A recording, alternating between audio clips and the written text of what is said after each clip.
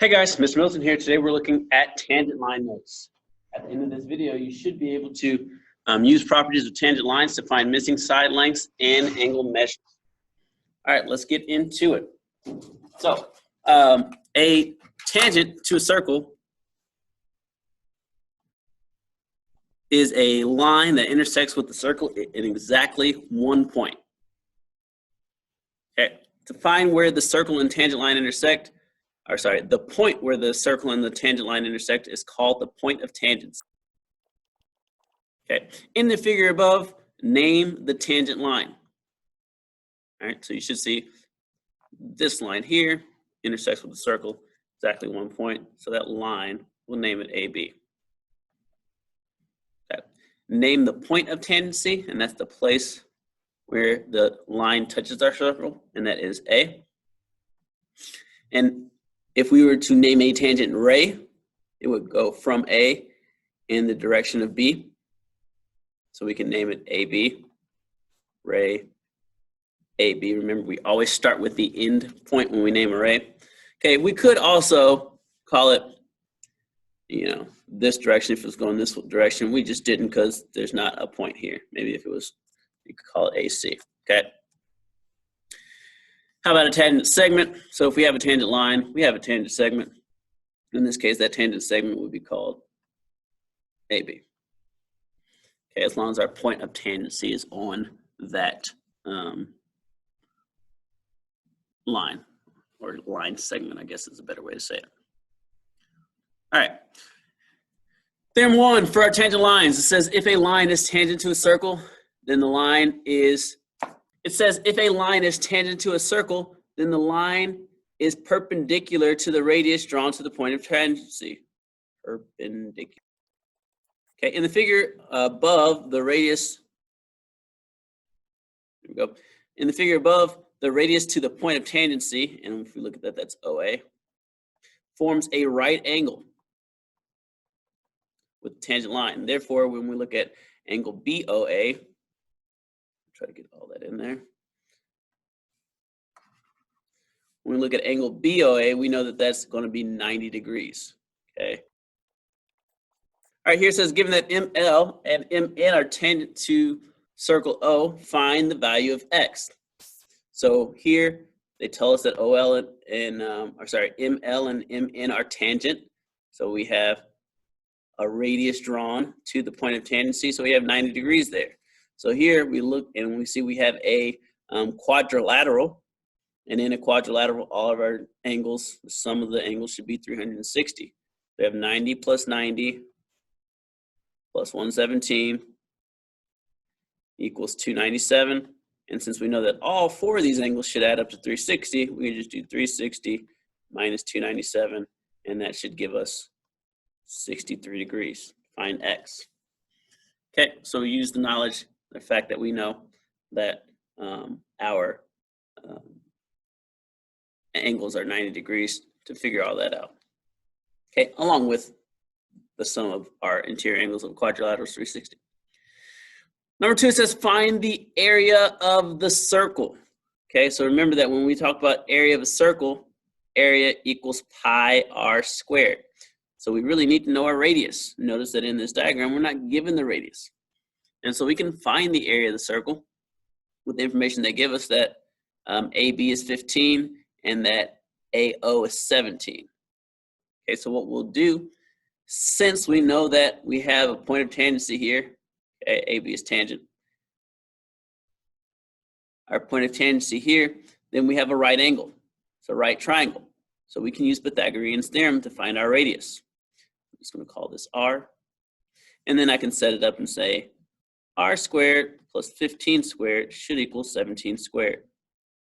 R squared plus 225 should equal whatever. That's going to give us 17 times 17, 289.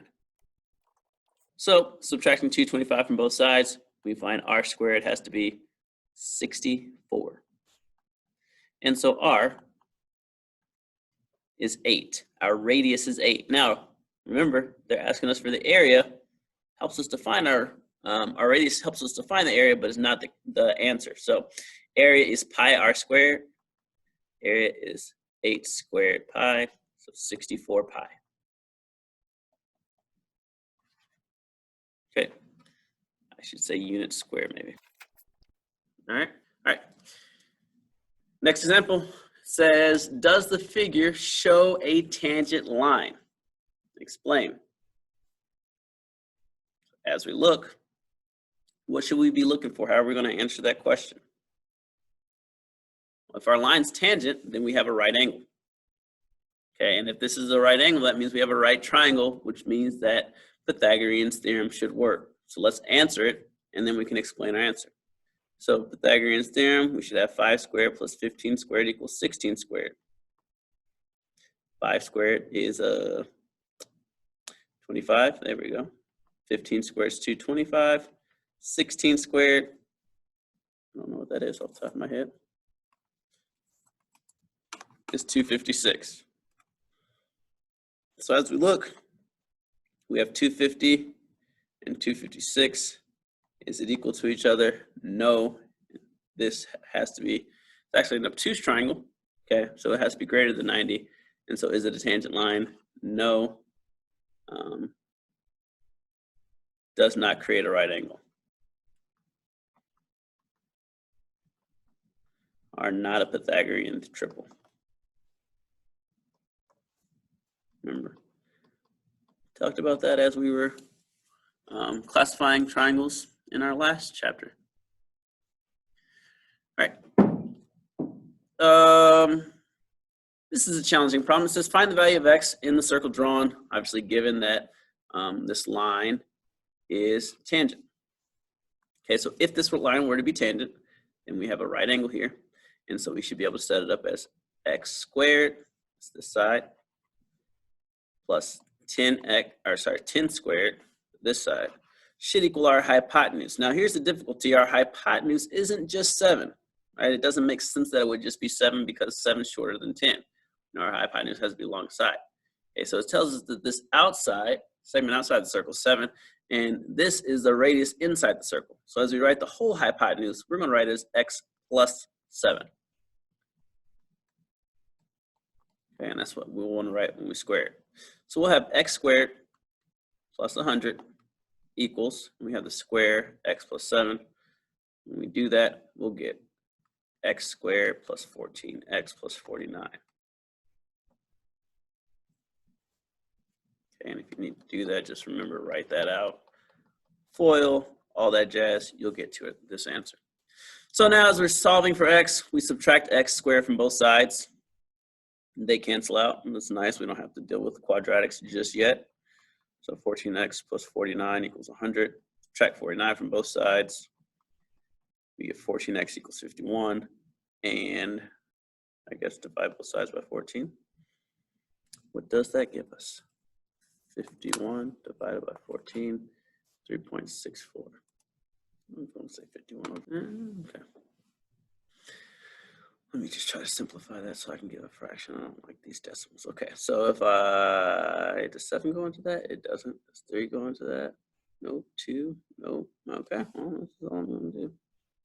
51 over 14, 4, 3.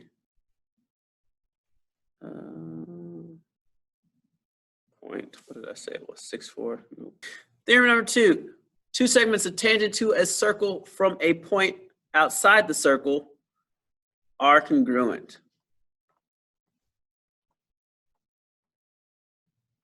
Okay, so as we look at our diagram, we have segment EC, we have segment ED. Okay, they're tangent to the circle from the same point. They must be congruent to each other. In the figure above, point E is outside the circle. EC and ED are tangents to A. Therefore, we can conclude that EC is congruent to ED. Okay, there we go. Here it says find the perimeter of triangle ABC given that O is inscribed in triangle ABC. So inscribed, remember that that means that this circle is all the way inside. We will have 3 points of tangency here at F, D, and E. Okay, and that's what it will mean that circle is inscribed inside that triangle. Okay, so as we look, we see that B From B, we have BD, which is tangent to the circle, and that should be equal to BE, tangent to the circle. From A, we have the segment AD, the segment AF, tangent to the circle from the same point. And from C, we have CF, which is 8, and CE, which is 8, tangent to line. And so as we add all these up, we got 33 times 266, 66 centimeters should be our perimeter. Okay, so there we have it, looking at our tangent lines, knowing that our radius drawn to the point of tangency is perpendicular, and that any line drawn from an outside point to a point of tangency is going to be congruent to each other. All right, see you.